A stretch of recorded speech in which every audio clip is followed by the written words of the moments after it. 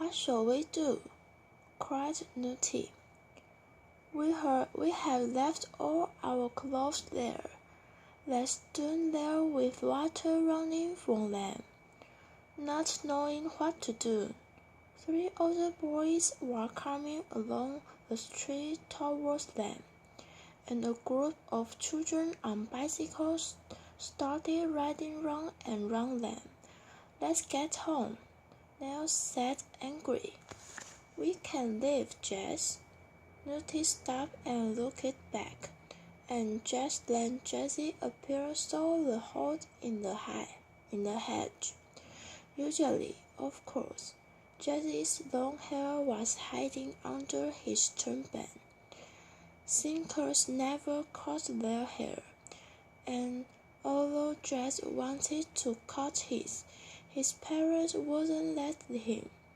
Now Jessie's women had fallen off, and he looked really weird with his long wet hair falling halfway down his body and covering his face. He came flying towards them, and cries of "Stop! Stop!" came from the garden. Dogs in other gardens began to bark loudly. Why didn't you tell me?" said Jess unhappily. A bus was coming slowly along the road. By now, the boys had started to run towards them, and the children on bicycles, still going round and round them, were shouting and shouting. "Quick, let's get out of here," Nutty cried. She raced along the road toward the bus stop with her arm up to stop the bus. The others ran with her. The shouting behind them grew wilder, and Nutty saw the bus driver's surprised face as the bus screamed to a stop.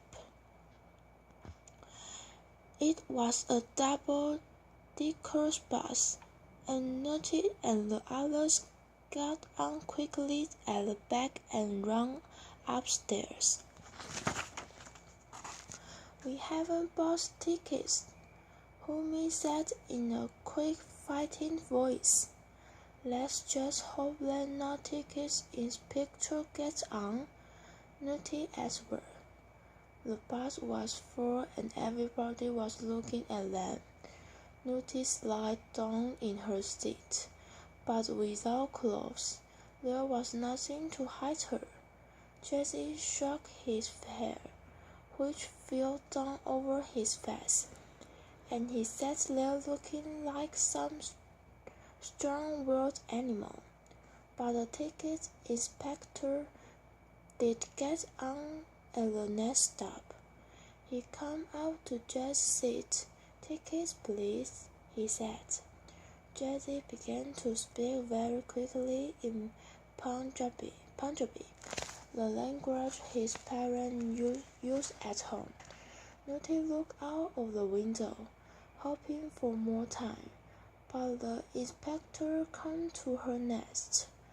"I have lost my handbag," Nutty said, and she got down on the floor, looking for it. "You never had a handbag, madman," the inspector said. "No," amused.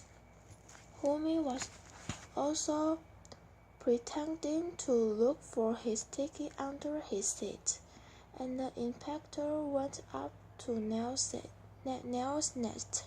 "Tickets, please," he shouted. Nell did not answer.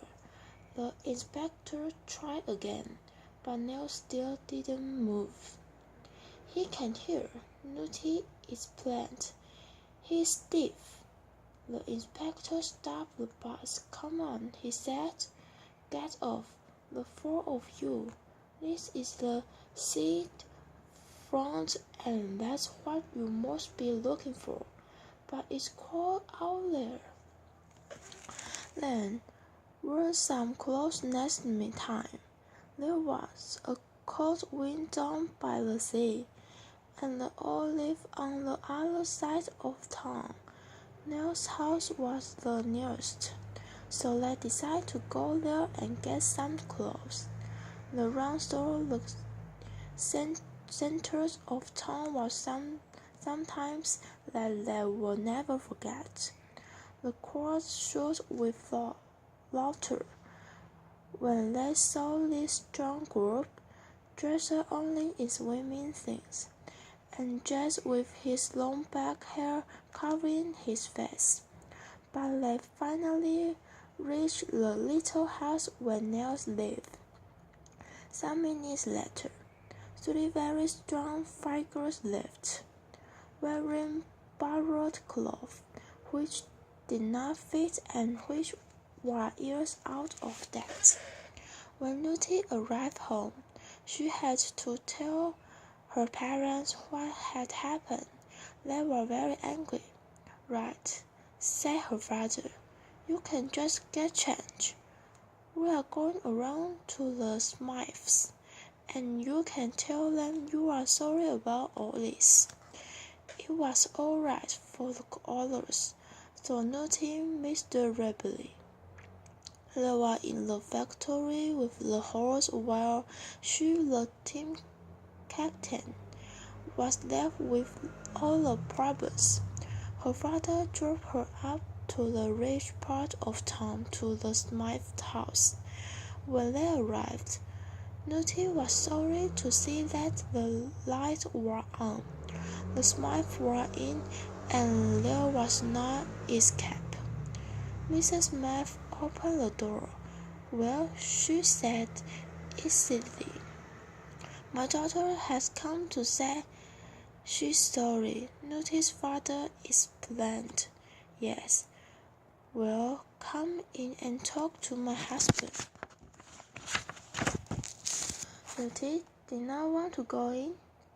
She had his house. Everything showed that the Smith had lots of money, very different from Nell's poor little house.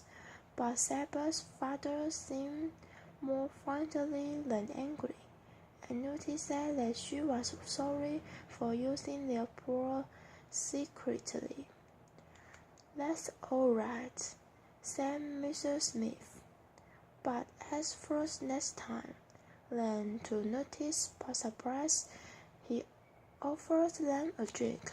He wanted to know why she and her friend were using the pool, and Nutty told him all about the competitions. "Do you mean you are doing all this yourselves, with no help? Do your teachers know?"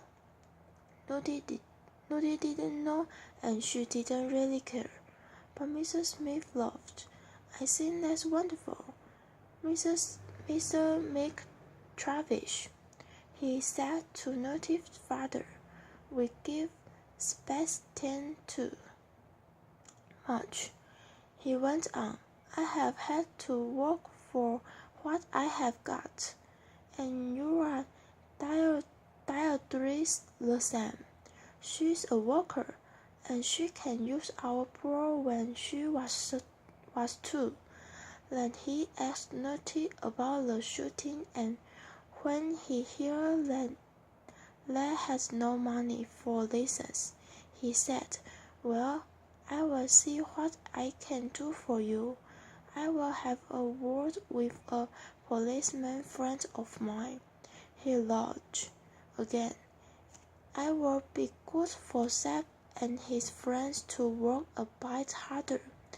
And for a minute, Netta almost felt sorry for Seb.